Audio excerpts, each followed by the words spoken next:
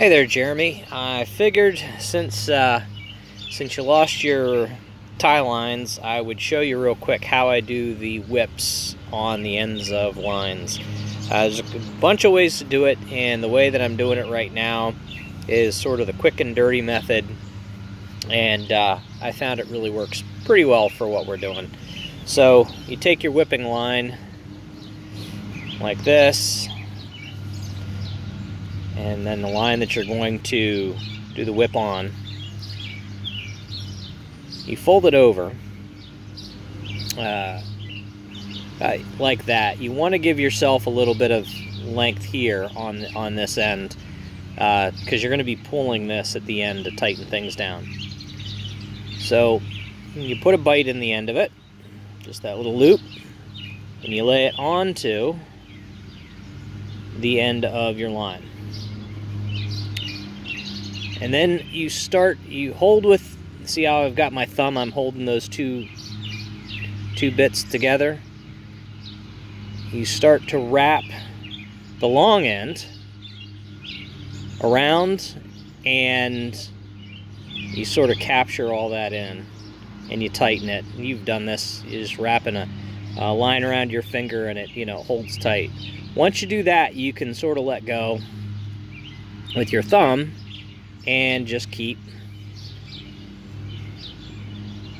wrapping it around. And just give yourself whatever. I usually go for whatever just looks good.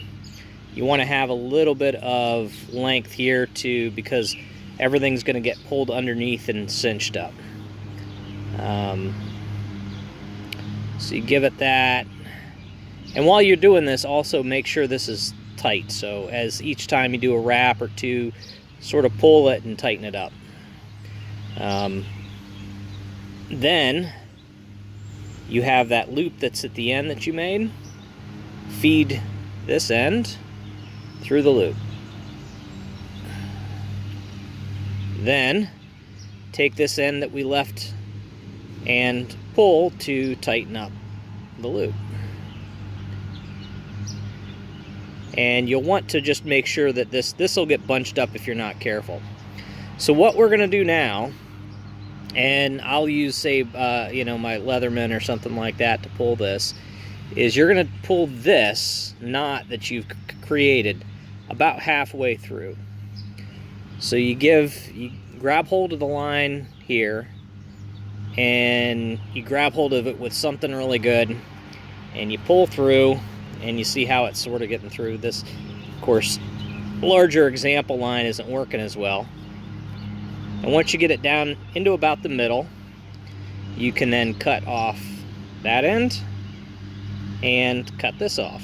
And that will keep things tight for you for a good long time.